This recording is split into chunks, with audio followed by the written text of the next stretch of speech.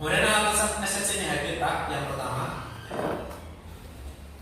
Hiro memberikan manfaat untuk umat Pak. Ya, nanti yang ambil dari resolusi itu kebanyakan saya melihat teman dari cerita banyak ya. Biasanya kalau resolusi itu dan sebagainya.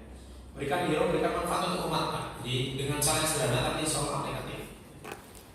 Karena umat itu butuh tidak hanya kita dakwai dengan di mimbar, dengan perilaku kita dan sebagainya, mereka juga karena sebenarnya ingin meninggalkan rokok. Sebenarnya ingin meninggalkan hal yang candu dalam dirinya. Yang kedua, darurat solusi untuk masalah kecanduan. Hari ini pemerintah pun nggak mampu Pak menangani kecanduan yang melekat pada orang-orang itu, membuat kita malas untuk beribadah pada Allah Subhanahu wa Ta'ala. Dan selanjutnya rasa kekhawatiran terhadap umat. Kalau umat ini semuanya melakukan hal yang haram atau kebanyakan, bagaimana umat ini akan menang? Kita tahu sendiri hari ini kita betul-betul terbelakang dalam urusan dunia maupun akhiratnya. Bahkan dari 10 sahabat yang masuk surga tanpa hisab, belum bahasa berjannah, hanya 3 orang yang miskin. Di antara adalah Ali bin Abi Thalib. Artinya apa? Kalau ini yang juga akan mengimbangi tanpa terkecuali ini adalah ujian dari Allah Subhanahu wa Ta'ala. Kemudian Pak, menebar solusi yang sederhana dan aplikatif untuk umat. Ya, solusi sederhana. Nanti kita percepat ya, karena waktu yang mepet. Dan nanti kita juga ada ramuan khususnya Pak.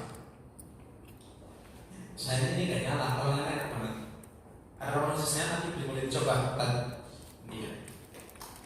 Kemudian nilai kebaikan sangat amat luas, ya, karena mudah dilakukan. Ya, kita perlu cepat saja. Jadi banyak banget kan kesan-kesan itu ada rokok, narkoba, LGBT, elektronis, online, dan lagi ini. Ya, qadarullah insyaallah. Ya, Bapak yang dirahmati Allah SWT, Mas mintakan daftarnya sudah ya, Mas. Lagi diambil. Lagi diambil. Main apa? Jadi, Bapak yang dirahmati Allah SWT, dalam terapi-terapi ini nanti kita butuh penghayatan khusus. Sebenarnya penghayatan khusus ini terletak pada 3I. Dan saya percepat aja nih langsung fokus karena takutnya nanti. Jujur Pak, udah lama gak ngisi kajian tentang sandi lagi semenjak ada corona. Karena saya punya bisnis beras, jadi saya fokusnya ke beras karena banyak ini banyak orderan bansos itu kan. Pusing kalau nggak ada ya ini kali ini Pak itu juga turun ya. Hari ini saya dapat 30 ton habis sama karyawan ya, makanya sementara ini saya agak kurang fokus, tapi ini mau difokuskan lagi untuk menangani satu-satu. Intinya Pak ada 3 cara. Yang pertama itu istighfar, yang kedua isti'anah, yang ketiga isti'adzah. Ya, artinya isti'adzah itu mengucapkan ta'awudz. 3 ini Pak. Istighfar, isti'anah, isti'adzah ataupun ta'awudz. Istighfar dari apa? Yang pernah kita lakukan dari hal yang jelek-jelek Pak. Dari hal yang jelek-jelek. Kemudian isti'anah, kita meminta kepada Allah Subhanahu wa Ta'ala pertolongan. Kalau kita sudah menyadari bahwa itu sebuah kesalahan, rokok misalnya kan jelas itu haram kan ya, haram kan rokok atau narkoba jelas haram, itu ya itu haram, maka kita telah saja isti'anah, minta pertolongan pada Allah supaya bisa menghindari meminum narkoba lagi, khamar lagi, LGBT ataupun kemudian yang lainnya. Kemudian yang keempat isti'adzah, ta'awud. Karena kita tahu kesalahan-kesalahan itu semuanya keburukan datangnya bukan dari kita, bukan dari Allah Subhanahu wa Ta'ala, tapi dari diri kita dan dari diri syaitan. Walaupun yang awalnya saya dulu Pak dibisikin, udahlah rokok. Kalau antum nggak pernah rokok mungkin gabung sama orang rokok nanti kan mesti coba gini. Kalau ada ini kan kalimatnya isti'adah. A'udzubillahi minasyaitonirrajim. Ya Allah, aku berlindung kepadamu dari godaan syaitan yang terkutuk. Dari godaan syaitan yang terkutuk karena kita memahami bahwa itu semuanya adalah datang dari syaitan segala keburukan itu. Caranya bagaimana? Ketika isti'adah, yaitu kita ta'awud, ya, a'udzubillahi minasyaitonirrajim. Ya Allah, aku berlindung kepadamu dari kenikmatan-kenikmatan, kelezatan-kelezatan terhadap kecanduan rokok misalnya, atau kecanduan nonton film porno misalnya, atau kecanduan nonton yang lainnya, atau mungkin kecanduan homer dan sebagainya, ya, yang senantiasa dibisikkan oleh setan kepada diri saya. Tapi tolong orangnya disuruh untuk betul-betul menghayati ini. A'udzubillahi minasyaitonirrajim. Ya Allah, aku minta kepada Engkau dihindarkan dari kenikmatan-kenikmatan, kelezatan-kelezatan yang senantiasa dibisikkan oleh syaitan kepada diri saya terhadap kecanduan rokok atau kecanduan lainnya. Ini nanti insya Allah, ya, kalau nanti seperti itu, kalau memang ada jinnya, biasanya nanti akan muntah-muntah atau langsung akan kesurupan. Ya. Kodok mati itu juga mati. Kalau nggak, ini dilihat videonya. Ya. Kemudian dibantu dengan ramuan candu ini, bahan. Ini kami yang membuat. Kodok hari ini kita kesusahan bahannya. Jadi saya pun baru bawa 2 Pak. Nanti yang satu antum minum bareng dengan saya nggak apa-apa. Jujur selama apa? Ada rukyahnya nanti tetap. Jadi kalau ini mati, nanti biar kondisi saya, nanti biar lebih fokus lagi ini aja untuk mengingat. Jadi begini Pak, tetap di rukyah. Ya setelah seperti itu kita bacakan. Pertama kita minum ini dulu. Biasanya saya sebelum rukyah, ya sebelum rukyah biasanya saya kasih orang itu minum air ini 1 gelas kecil hanya dengan sepucuk sendok makan. 1 gelas kecil yang ukuran segini. Ya sendok teh. Sendok makan Pak. Iya gitu. Tapi depannya aja, ujungnya aja. Kasih kemudian kita putar, kemudian kita minum Pak. Mutarnya tentu dengan arah tawaf. Arah tawaf. Nanti kita minumkan. Biasanya kalau orang itu ada jinnya, belum diapa-apain aja sudah terasa ada yang jalan-jalan di tubuhnya, ada yang tiba-tiba menangis, ada yang tiba-tiba kesurupan. Ya. Kalau yang siang tiba-tiba melawan saya, rawan apa ini? Gitu kan? Rawan orang ini, rawan apa ini? Jangan kau kasih saya racun gitu biasanya. Kalau Rasulullah kan ini, jangan kau kasih racun. Jadi seperti itu Pak. Ya biasanya seperti itu. Nanti untuk perkara-perkara berat seperti tadi yang Kementerian Malaysia dan sebagainya, tidak hanya dirukyah saja, tidak hanya disuruh minum ini aja, namun kita mandikan dengan ramuan ini. Ini untuk mandi, untuk beri ramuan ini. Cukup 3 sendok untuk 1 ember besar, tapi dengan syarat airnya hangat. Airnya hangat, ya, airnya hangat. Dimandikan, suruh niat mandi janabah. Dan meniatkan untuk menghilangkan efek-efek negatif yang ada pada dirinya yang dipengaruhi oleh syaitan. Nanti ketika dimandikan, kalau masih ada dirinya, masih diterkapar-kapar, masih. Dan Bapak yang dapat Allah Subhanahu Wa Taala, ya, termasuk orang gila. Saya sering buat status tuh, saya sering menangani orang gila Pak, seperti Pak Andi Sidomulyo, yang orang Riau. Sering tangan orang gila, tidak hanya air hujan yang kita tangani untuk dia, juga pakai ini. Pakai ini. Itu efeknya juga. Termasuk orang-orang yang sebenarnya itu gangguan jin, tetapi karena tidak kenal rukyah, sehingga orang tuanya membawanya ke dokter spesialis saraf. Dokter spesialis tinggi banget. Ya, dosisnya tinggi banget. Dan yang harusnya sarafnya tidak kena, jadi kena gara-gara obat itu. Nah, setelah kami rukyah, ternyata jalannya rezekinya, ya, tapi masih agak oleng sedikit Pak. Karena apa? Kena obat dari dokter saraf itu. Sehingga setelah kita rukyah, setelah kita mandikan pakai ini, saya wajibkan minum ini sampai habis. Habisnya berapa bulan? 1 bulan, 1 bulan, 2 bulan, 2 bulan. Untuk apa? Ini nanti mengeluarkan efek-efek obat itu lewat keringatnya, atau lewat kencingnya, atau lewat fesesnya, atau lewat kemudian air matanya kalau dia masih kesurupan. Nanti itu nanti akan hilang. Jadi akan menghilangkan nikotin juga pada orang yang sering merokok dan sebagainya. Ini luar biasa, Pak Buya, firman Allah Subhanahu wa taala, ini luar biasa. Orang gila, orang yang terkena obat-obatan saraf pun biasanya seperti itu bisa sembuh, tapi tentunya ini adalah karunia dari Allah Subhanahu wa taala. Bahwa firman Allah Subhanahu wa taala di antaranya nanti kalau ada yang susah kita tangani juga ada pijit spotnya. Ada pijit spotnya. Di spotnya itu nanti dari sini nanti kita pakai kalau apa ada yang di bawah nanti kita pijit-pijit ya. Saya gambarnya memang kalau materi ini harus ada laptopnya Pak.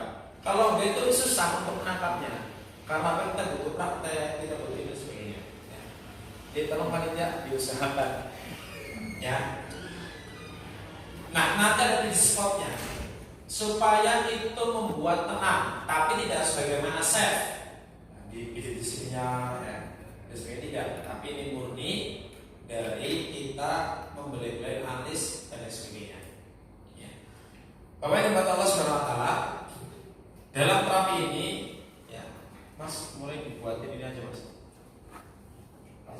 Ya, ini pakai air nanti kita praktek langsung. Barangkali ada yang sanduan. Saya apa Pak? Rokok. Yang kita diusahakan barangnya tipisnya. Semuanya karena Allah Subhanahu wa taala. Ya. Jadi ada berapa orang ini? 22. Mas, panitia ada berapa orang ini? Kak Budi, itu jangan semuanya air panas, air hangat aja. Iya. Jadi kita belajar. Pertama Pak, kita harus praktek aja. Ya, pertama adalah pasien kita suruh untuk beristighfar. Istighfar yang banyak. Syukur-syukur disuruh diam. Maaf disuruh kita maafkan. Mungkin beliau pernah memukul kita, maafkan. Mungkin beliau pernah menyakiti kita, maafkan. Bagaimanapun beliau yang melahirkan, beliau yang menyusui, beliau yang menafkahi, beliau mendidik kita. Biasanya Pak kalau ada gangguan gini aja sudah langsung mulai Pak. Kenapa? Intinya rukyah adalah kita menyadari kesalahan kita kepada Allah Subhanahu wa taala. Ya. Setelah itu, setelah orang tua, istrinya atau suaminya. Jika punya salah sama suami, istighfar. Mungkin pernah marah pada suami, istighfar.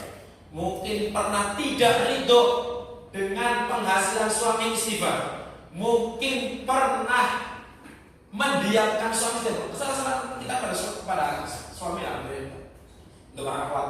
Ataupun yang laki-laki jika punya salah sama istri, istighfar. Mungkin sering memarahi, mungkin sering membentak, naudzubillah min dzalik, mungkin pernah memukul, mungkin pernah mengucapkan talak. Saya kembalikan kepada orang tuamu. Ya, terus sebagainya. Disuruh untuk istighfar. Kemudian maafkan semua kesalahan istri atau suami. Maafkan semua kesalahan istri atau suami, ya. Suruh maafkan, ya. Bagaimanapun suami kita yang menafkahi kita, yang menjadi jalan kita punya keturunan. Bisa jadi hidup kita dengan suami kita jauh lebih banyak daripada hidup kita dengan orang tua kita. Ya. Kemudian maafkan semua kesalahan istri. Bisa jadi hilangkan terlebih dahulu dengan orang itu suruh untuk beristighfar. Ya. Kemudian yang kedua, isti'anah. Disuruh mulai meminta tolong kepada Allah Subhanahu wa taala. Ya. Mas satu-satu bisa Mas. Satu orang satu gelas gitu. Bisa. Kalau satu ini, maaf ya kita potong dulu. Kalau satu ini untuk banyak orang, kasihan nanti minum dari mulut orang-orang lain. Ya. Kemudian Kemudian kata Allah SWT, kita disuruh orangnya, kasih kita disuruh untuk isti'anah, minta kepada Allah. Ya Allah, aku menyadari ya Allah bahwa ini kecanduan tidak baik untukku. Maka tolonglah aku ya Allah, angkat kecanduan ini dari dalam diriku. Sadari itu, disuruh menyadari, ya, disuruh menyadari. Kita berikan ucapan-ucapan baik kepada orang yang kita terapi. Ya Allah, saya minta pada Engkau ya Allah, angkatlah semua penyakit-penyakit bisa ataupun kecanduan-kecanduan efek-efek negatif pada diri saya Allah. Setelah itu, Allah SWT, orang itu kita bimbing, suruh tahu, ayo tahu bareng-bareng. A'udzubillahi minasyaitonirrajim. Ya Allah, aku berlindung kepada Engkau ya Allah dari setiap kenikmatan-kenikmatan, kelezatan-kelezatan yang senantiasa dibisikkan oleh syaitan dalam menikmati kecanduan rokokku ya Allah, atau dalam menikmati kecanduan menonton video pornoku ya Allah, atau dalam menikmati kecanduan onaniku ya Allah, atau dalam menikmati kecanduan apa yang kita lakukan. Tergantung orangnya. Saya ulangi, a'udzubillahi minasyaitonirrajim, disuruh mengucapkan itu.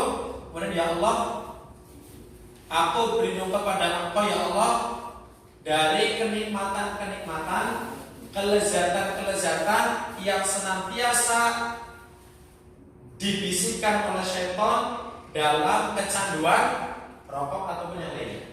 Setelah itu kita ruqyah dengan apapun yang kita miliki dari awal kita. Haji atau kisahkan seorang yang membunuh 100 orang, Allah masih ampuni dirinya, apalagi kita misal hanya merokok saja atau misal nonton film saja, itu yang lebih parah pun Allah ampuni. Masa sih kita nggak ampuni?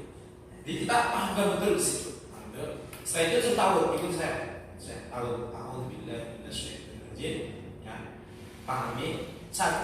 Paham kepada dia, maka tahu. A'udzubillah, aku berlindung pada Engkau ya Allah mina dari syaitan ar-rajim yang terkutuk. Ya Allah, aku mohon kepada Engkau ya Allah, mohon berlindung pada Engkau ya Allah dari godaan syaitan, dari kenikmatan-kenikmatan, kelezatan-kelezatan yang senantiasa dihiasi syaitan dalam kecanduan rokokku, dalam kecanduan onaniku, dalam kecanduan apapun. Suruh apa itu? Tapi nanti itu antum minum, kemudian antum sambil istighfar selama 5 menit. Kalau nanti memang ada sesuatunya, biasanya nanti ada yang mulai terasa. Kalau ada sesuatu yang dalam diri kita, yang sambil ngurupin orang ini lah. Ya, tapi kan orang malah kayak boleh silakan, biar nggak terlalu pahit. Boleh silakan. Campur madu ya. Boleh silakan. Boleh silakan. Habis Pak. Pak, saya kasih tahu bahan-bahannya dan saya kasih tahu ternyata sebelum Itu gimana? Nyalain aja. kita belajar bareng. Nyalain doang nggak? Sebelum kemudian orang itu kecanduan, sahabat Nabi pun ada yang kecanduan Pak. Namanya Abu Mizan Al-Thaqafi. Saya ini kasih bacakan bacakan bahannya. Banyak ginseng Pak. Pertama, kayu secang, jahe merah, temu giring, temu putih, ada 10 waras, daun pancing, akar aren, dan pegangan. Mau catat silakan. Catat boleh silakan. Antum buat di rumah boleh silakan. Kami nggak pernah cita. Pak, jujur Pak, saya jual di mana itu? Malaysia, laku keras. Itu saya kasih harga berapa? 350.000. Nanti saya jawab Pak. Oke, siap. Ya, kita lanjut aja ya. Enggak, usah kita lain. Ini waktunya. Ya. Pak, ini sahabat Abu Mizan Al-Thaqafi itu sahabat yang hidup di zaman kekhalifahan Umar bin Khattab, ya. Waktu itu beliau sangat mencintai berjihad di jalan Allah Subhanahu wa taala. Bahkan beliau termasuk orang yang paling terdepan dalam menghalau musuh. Pada waktu itu beliau itu perang bersama Sa'ad bin Waqqas sebagai pemimpinnya di perang Qadisiyah, melawan Persia.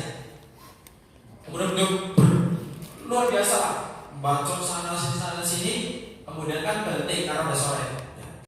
Canduan. Akhirnya Sa'ad bin Waqqas orang yang bersih, bahkan beliau termasuk Abu Basir bin Jannah al-Asra, kemudian beliau mengkerangkengnya, nggak boleh kita minum khamr. Setelah itu berangkat karena rumahnya dekat, perkampungan perkampungannya dekat dengan kondisiannya, medan kondisi itu. Hanya beliau mendengarkan kencringan pedang yang saling bertempelan, saling berpandaran, termasuk ininya. Dan beliau habis itu ada istrinya Sa'ad bin Waqqas. Beliau menangis karena kelalaiannya minum khamr sehingga tidak ikut. Maka beliau bilang kepada istri Sa'ad bin Waqqas, ya bilang kepada beliau kurang lebih, lepaskan aku, saya akan berperang dan saya berjanji tidak akan minum khamr lagi. Kemudian serahkan kudanya Sa'ad bin Waqqas, namanya Balqab. Diserahkan, kemudian beliau memakai tutup kepala biar tidak tahu kalau dia adalah seorang Wijat As-Saqafi, biar tidak tahu. Setelah dilepaskan sesuai dengan perjanjiannya, dilepaskan dan dia mohon dari Allah, aku akan kembali lagi dan aku akan kerangkeng diriku sendiri. Setelah itu beliau berperang, bahkan membunuh paling banyak di antara para sahabat lain, beliau paling banyak membunuhnya. Dan Sa'ad bin Waqqas mengatakan berpendapatnya, kalau bila ini saya paham ini siapa, tapi Abu Wijat As-Saqafi itu sudah saya kerangkeng, gak mungkin dia akan keluar. Jadi tahu kalau Sa'ad bin Waqqas ini kayaknya mudanya udah saya juga ini, dan orang yang adalah Abu Wijat As-Saqafi, cuman kan bisa ngomong karena dia dikerangkeng oleh dirinya. Karena kita nggak tahu apa itu sahabat Sa'ad bin Waqqas nggak tahu kalau dilepas oleh istrinya. Dan setelah selesai semuanya Pak, kemudian bergumam para sahabat, tadi siapa ya yang pakai itu kepala luar biasa dan bermain pedang dan sebagainya. Kemudian Sa'ad bin Waqqas mengatakan dia adalah Abu Wijat As-Saqafi. Beliau berjanji pada aku, wahai Sa'ad, wahai suamiku, akan kembali lagi dan akan meninggal khamr. Setelah itu Sa'ad bin Waqqas mendatangi Abu Wijat As-Saqafi, kemudian mengatakan, demi Allah, hari ini aku tidak akan mencambukmu selamanya. Karena waktu itu dicambuk baru dikakek Pak. Kemudian Abu Wijat As-Saqafi mengatakan, demi Allah, mulai hari ini aku tidak akan pernah minum khamr selamanya. Jadi punya saran Pak. Jadi perlu adanya penyesalan dalam penanganan candu ini, dan perlu adanya pukulan-pukulan ya, seperti dicambuk dan sebagainya, biar dia itu menyadari bahwa itu adalah sebuah kesalahan. Ya. Setelah itu nggak pernah minum khamr lagi, dan setelah itu tidak pernah dicambuk lagi. Jadi ada efek cambuknya juga. Nah dari efek cambuk ini, maka kemudian kita menciptakan gerakan-gerakan khusus, namanya gerakan spot khusus dalam menerapi. Ayo kita praktek. Ini ya dulu. Praktek apa namanya? Di apa ini namanya? Di spot dulu. Pakai apa ya enaknya? Bagusnya berbaring kan? Berbaring. Berbaring apa? Apa nyender kain nyender? Boleh aku mau maju. Nyender di kursi aja, Pak. Enggak. Saya dimain kasih Bapak dulu. Iya. Main dulu Bapak dulu. Oke, silakan. Ini maksud saya, kalau saya suruh rapi dengan apa tadi, sesuruh cakap-cakap tadi saya waktunya nggak cukup Pak. Jadi saya langsung masuk kepada cara rapi supaya apa ini di spotnya aja. Nanti antum praktekkan tadi apa yang saya berikan. Kemudian nanti antum boleh bawa materinya, antum boleh sampaikan, nggak ada cita, silakan.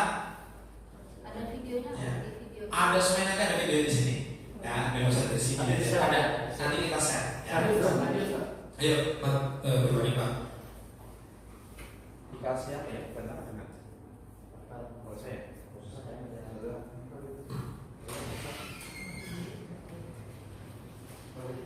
Ya, jaket saya kontak. Boleh, betul. Ya.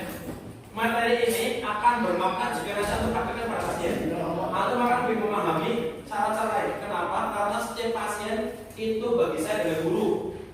Saya ulangi, setiap pasien apalagi candu ini adalah guru. Kenapa saya bilang guru? Karena setiap pasien nanti berubah-ubah. Ini pijit ini adalah pijit yang saraf-saraf supaya menenangkan, Pak. Daerah wajah itu banyak yang menenangkan hati kita.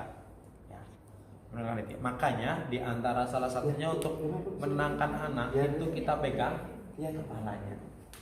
Ada banyak. Ya. Nah, ini gini agak lama ya. Agak lama.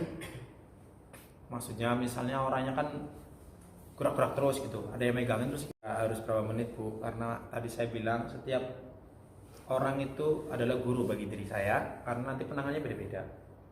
Tapi intinya caranya tadi seperti tadi.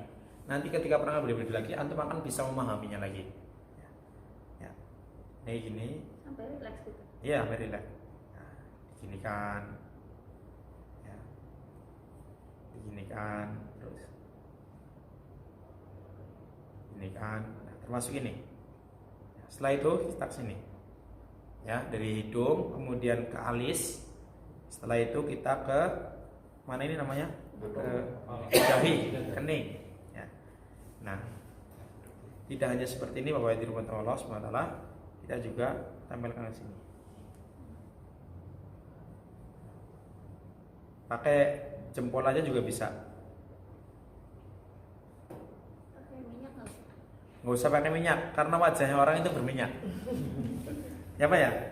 Tenang nggak Pak? Tenang nggak? Bikin ngantuk? Tenang kalau kami kira utama. Jadi gini ya, terus di sini kan? Ya. Juga di sini kan? Ya. Nah setelah itu, selain ini semuanya selesai, maka kita juga ada yang di sini. Kayak macam kalau yang para iya habis seperti makanya tadi saya mau ngomong kalau para wanita dia ini seperti ini kan ya. Karena memang ini menenangkan ya, ini menenangkan. Kalau kita pakai minyak Ustaz, kayak minyak lentik gitu Boleh silakan. Nah, saya itu silakan. Ya. Silakan ini di spot. Ya. Saya waktu mengadakan pelatihan di Jepara itu khusus para ASN. DPU ya. Departemen apa itu umum gitu kan. Itu sampai yang ngerokok-rokoknya parah banget pada muntah-muntah sampai lewat hidung juga. Ada lewat hidung dan sebagainya. Ini seperti itu. Ya. Seperti ini ya. Nah, termasuk diantaranya ini. Nah, ini. Kayak totok wajah Ustaz. Iya, kayak totok wajah, kayak itu kecantikan untuk wanita. Facial. Iya, fashion itu. Nah, termasuk ini. Ya. Semua wajah. Enggak, cuma inti aja cukup. Ya. Nah, jadi itu cara pijit-pijitnya. Ya. Nanti kita materi lebihnya, antum silakan nanti saya share, antum lihat sendiri. Kemudian siapa saja yang saya terapin nanti ada di situ. Ya, itu share bacaan yang ada semuanya. Ada semuanya, itu ada semuanya. Ya, ada semuanya. Jadi kita hanya praktek ini. Bikin enak Pak ya? Nyaman Pak ya?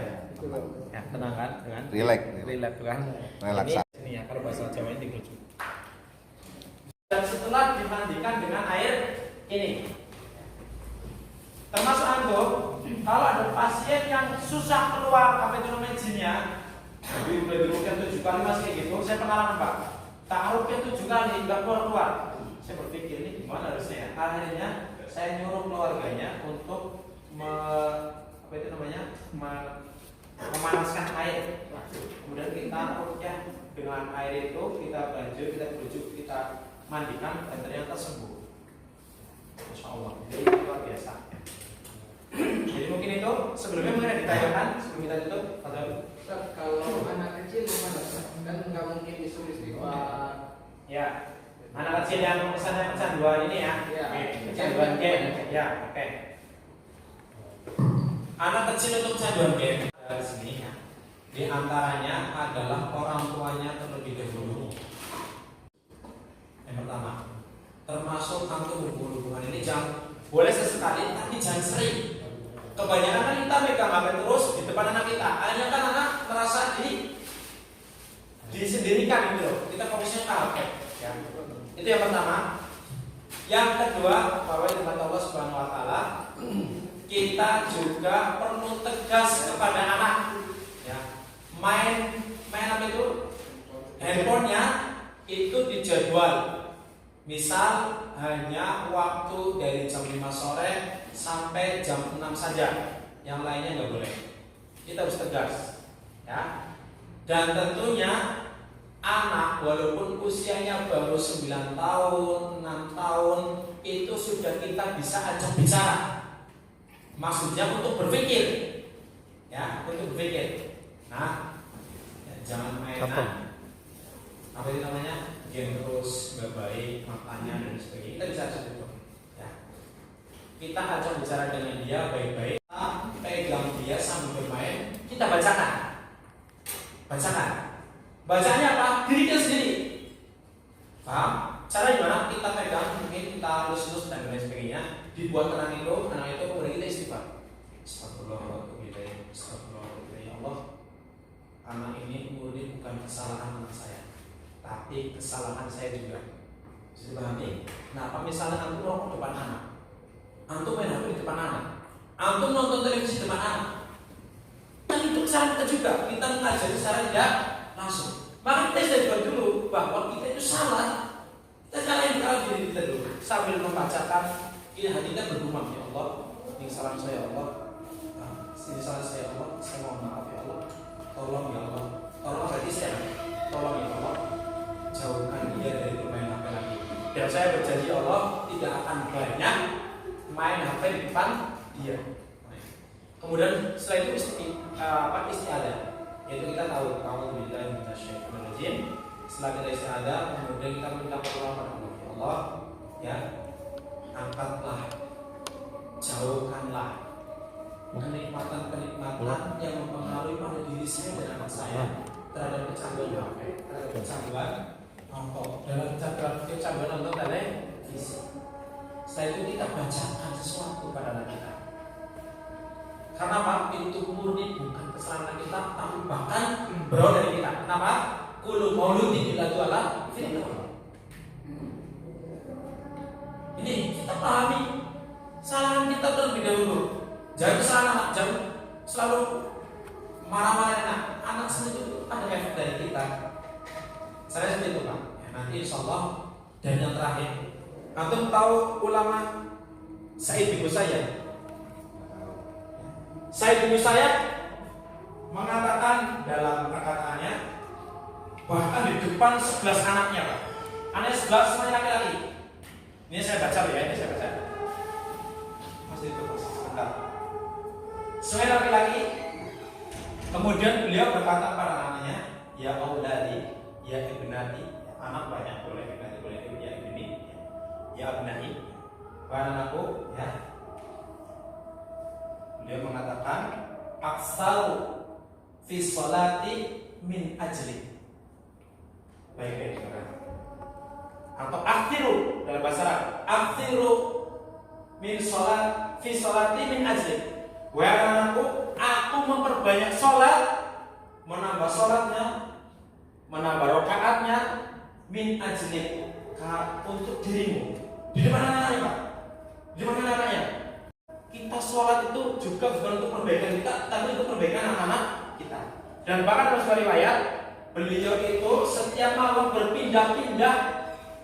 berpindah-pindah sholat malamnya per satu anaknya. Anak pertama beliau sholat di situ, kemudian berdoa kepada Allah. Doanya dikeraskan Pak. Ya Allah, jadikan anak yang pertama ini sebagai anak yang ahli Quran. Nanti pindah lagi di malam berikutnya, ya, di malam berikutnya ke anak duanya, beliau sholat malam dan doakan, ya Allah, jadikan anak kedua ini adalah ahli hadis. Dan lain sebagainya sampai full sebelah sana. Dan Allah aksiru fi sholati min ajli, ya. Wahai anakku, aku perbanyak sholat demi kalian semuanya. Inna salata tanha 'anil fahsya'i wal munkar. Dan itu tidak hanya untuk diri kita, bahkan untuk lingkungan kita dan keluarga kita. Makanya kalau sholat subuhnya seperti sholat Jumat, itu kemajuan Islam akan hadir.